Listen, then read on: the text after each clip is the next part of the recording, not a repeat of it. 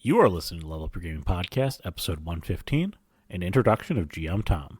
In today's episode, I introduce the podcast to GM Tom. Tom will feature in episodes from time to time, and this will give you some background on him and his gaming experience. If you'd like to participate in the discussion or leave us feedback, you can contact us at levelupyourgamingpodcast@gmail.com or find us on Facebook at facebook.com/levelupyourgaming. If you like the content and want to hear more of the show, subscribe and we'll ensure you don't miss an episode. New episodes come out almost every Wednesday. Also, please review, tell a friend about the podcast, or share with your gaming group. Now sit back and enjoy the episode. Welcome into Level Up Your Gaming Podcast. My name is Aaron, and joining me for the first time, my good friend Tom. How are you, Tom? I'm doing fantastic. How about yourself? I'm doing great. This is the guy that I told you was going to potentially join us for some of these shows. So this is GM Tom. This is introduction episode. I'm going to give him an opportunity to tell you all, about himself, his credentials. Let him, peel back the nerd credentials. Show you that he's part of the club. That he knows what he's talking about. So, how would you tell us a little bit about yourself, Tom? All right. Well, so I used to work for Games Workshop. I not only narrated a whole bunch of story epics and whatnot, but I was highly competitive player, painter, role-playing wise. I started middle school with my brother. We grew up in the military, so we moved around a lot. So we had a lot of time to come up with stories as kids. So we were very creative. Most of the time we did it outdoor style. We didn't know what LARP was, but it basically was LARP.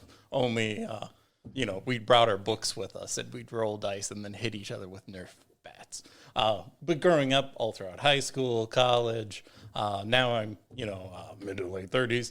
And so a bit of an adult now, so I don't have as much time to play, obviously. But I still do love writing some stories and running, good cultured events. Yeah, no, I think you did a game for us pretty recently. You ran the 7th Sea game. I've talked about it on this podcast a lot when I was with Jared on the podcast, and just kind of was nice to have a different exposure to another system that you had done. And you did a great job with it. You do voices. You kind of do very immersive, silly things. And you also did you have a good method of telling scenes. I think you've got good note taking that you kind of do. I don't know how you do that. Maybe. There's a lot of notes. I hope you're not just flying from the cuff, because if you are, it's pretty amazing. I mean, to some degree, I do, and that's actually from a lot of my my tabletop experience. Because when I worked for Games Workshop, we would narrate how the combats would unfold, and so it's not like you can have a stack of papers and some pencils and be like, okay, this is how I'm going to describe orcs versus space marines crushing some stuff or whatever. No, you kind of have to wing those. But I do really like going in with a good outline because it helps keep me on track and moving with the events that I know I need to trigger or continue with my stories as I really intended. But thank you very much for enjoying it, No. That's always the good feel. It was very enjoyable. And I know that you did listen to this podcast, so you got an inside look into how I played the game. So I definitely know you like mysteries. so you got to tailor things in my direction, which was always an interesting thing. So I mean, you've got a long history of gaming ahead of you. Or behind you, I should say, and ahead of you, hopefully. So, hopefully nothing terrible happens. But what do you say has been your philosophy as a GM? What do you feel like encapsulates your style of being a GM? So, I'm a big fan of approaching a story and then finding a system that best represents that story. I really like reading a lot of the already written discussion points that you'll have in various systems. I've done a lot of Vampire. I know you played that a lot, mm-hmm. as well as all the different World of Darkness, Dungeons and Dragons, 7 Seas, obviously you play in there, Mutants and Masterminds I've done, Big Eye, Small Mouth, Star Wars, Firefly, all different Ascendancy. Oh, that was an old one, but that was a goodie. But anywho, I like coming up with a good story or a good narrative that I will pull from a lot of previously established materials, of course, but I like putting my own spin on it. And then I try to find a way to insert a system that will best convey that story. Sometimes it is very much like a more open system like 7C was, or like White Wolf can be, where you put the dots wherever you may and you can roll with it. But sometimes it'll be better as a class, like I did Anima as a system one time for this. Well, anyway, I'll deal with that one later. But basically, I like having a system that best conveys the story. Unfortunately, though, that does oftentimes mean that it's the first time my players have played in those given systems, which comes with a whole new level of problems you have to deal with, as well as a number of opportunities that people who are very comfortable with the system may not be as easy to adapt with. So it can actually play to your strengths a little bit sometimes too. Okay, that's very interesting. When I have played in my group, we almost exclusively have played World of Darkness. And I've played in a couple of the other, we played other D20 systems and stuff before we got to World of Darkness. I think we liked the flexibility that the World of Darkness had in terms of our storytelling. And I guess that really what you look for, it sounds like, is more of the system that best fits the type of story you want to tell versus like working through system mastery and trying to shoehorn the story you want to tell into the system that is in front of you. Yes, very much so. Sometimes though, it's a lot of work to find the right system for it. That's why I'm excited about the Fate system that you were discussing with me, because that's very much my modus operandi. so I'm like, I can kind of work with this. Okay, that kind of could swing my way. Yeah, for Gary, who's our listener who brought that subject up there, I sent Tom a message when we were talking about doing these podcasts. I'm like, you know anything about the Fate system?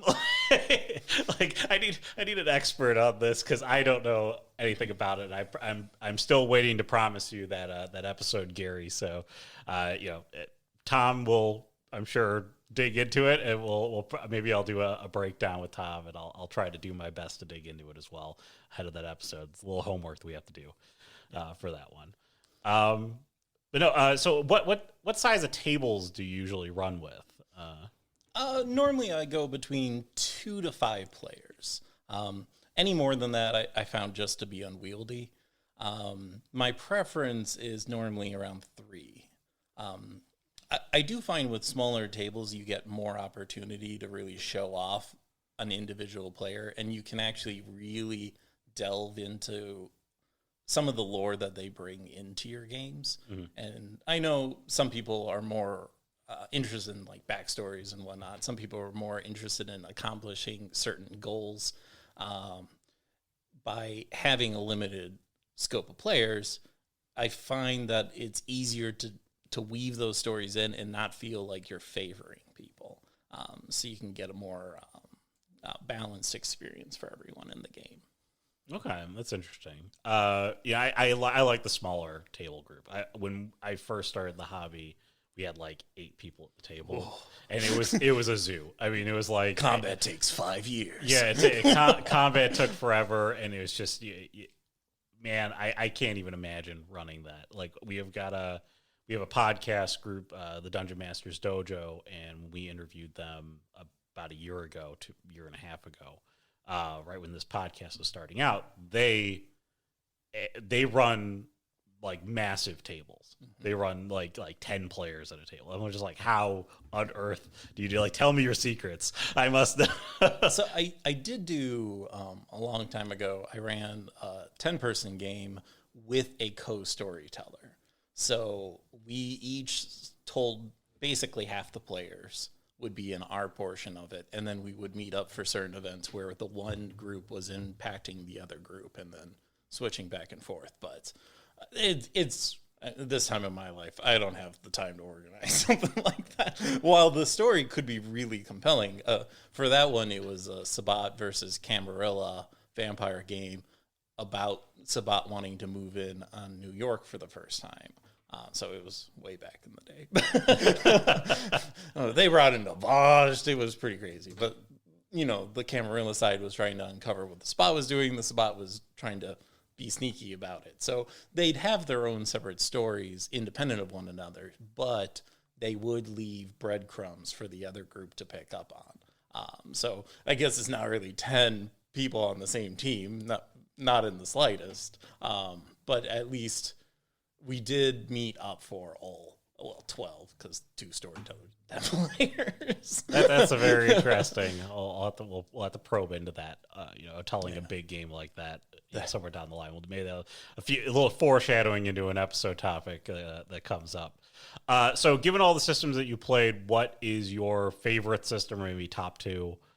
One of my favorites is probably Mutants and Masterminds. That one is by far the most flexible system I've come across. It is based off the premise of superheroes and supervillains, so of course power scale becomes like over the top crazy. But with how the character development works in it, it's very flexible for how you want to be. The same universe that would have the Teenage Mutant Ninja Turtles could also have like Voltron, like depending on how you would build it. You could have a fixer who just like makes mecha robots in the distant future and comes back to the past.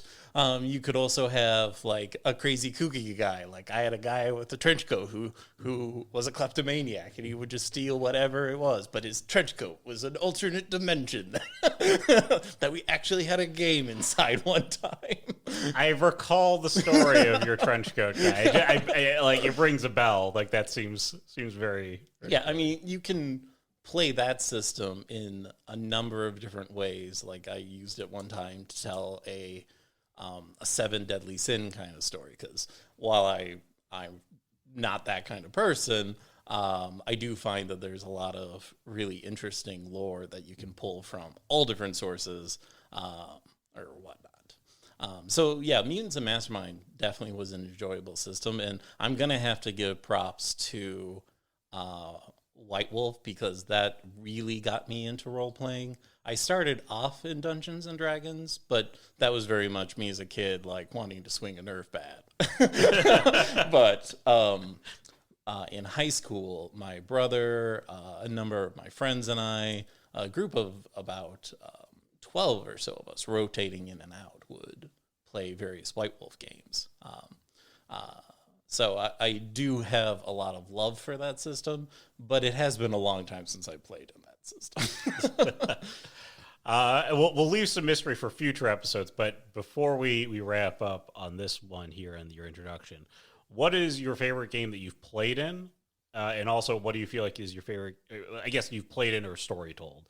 And what's your favorite game that you've, or I guess what's one of your greatest like failures, like disappointment games? Oh, the biggest train wreck. Yeah, the biggest train. It's like, oh God, I can't help but look. All right, so favorite one that I played or story told it. That I story told, I'm gonna go with, was an anima game where the players really had a choose your own adventure kind of story. I had a lot of prep work on this one. So when I went into it, I was able to do a lot of long distance foreshadowing, short term like foreshadowing. The players sometimes would realize like how their packs would impact them, but literally there was a massive spider web of options that people could do and would drastically impact the long-term results of this game.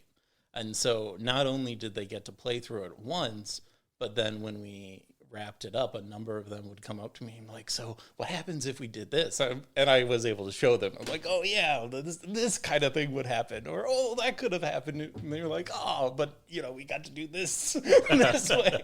It's like, yeah, you would never have come across XYZ thing. So it was a very enjoyable game. It was fun because I actually was able to somewhat successfully have party split and then re-merge back together in that one, which normally is a train wreck. That's normally a train wreck. Normally and historically for me, that has never worked. But that one, it actually did work. It made sense for the characters. And the players really did enjoy having that as an option and having it work.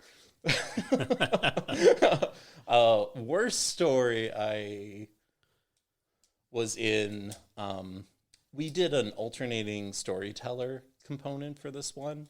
And so it was a long running story, and we enjoyed it at first, but characters tended to get a little more powerful, and your goals become more grandiose. And because it was rotating storytellers, unfortunately some people would lay the seeds for themselves. We were younger at the time. This was in the high school age. So some people would lay the seeds for their own power creep and cut other players down, and it became very toxic. So that was the worst story I was ever in because it left a bad taste in my mouth. Kind of devolved into PvP. It totally devolved into PvP. So, oh man, yeah, no, that's the. Go back to the you probably shouldn't do that episode. It's in one of the two of them. There's two of them. Yeah. But believe me, you probably shouldn't do that. Yeah, yeah, that was definitely. Yeah. Well, we're going to learn a lot more about you in coming weeks, in different episodes. You're not going to be here every week for all the podcasts, but I look forward to getting your expertise, talk about some of the subjects you want to talk about. I know we have a list of them here that we've got, and I'm looking forward to bringing the listeners in to those episodes. So if you want to give a shout out to Tom, Level Up Your Gaming Podcast at gmail.com or facebook.com/levelupyourgaming. Comment there. We're also on YouTube. This will be on YouTube as well. So smash that like button and review, subscribe to the podcast, share with a friend, all that good stuff. Tom, welcome to the Level Up Your Gaming podcast, and it's going to wrap us up for the week. So for Tom, I'm Aaron. Have a great week, everyone. Have a good one.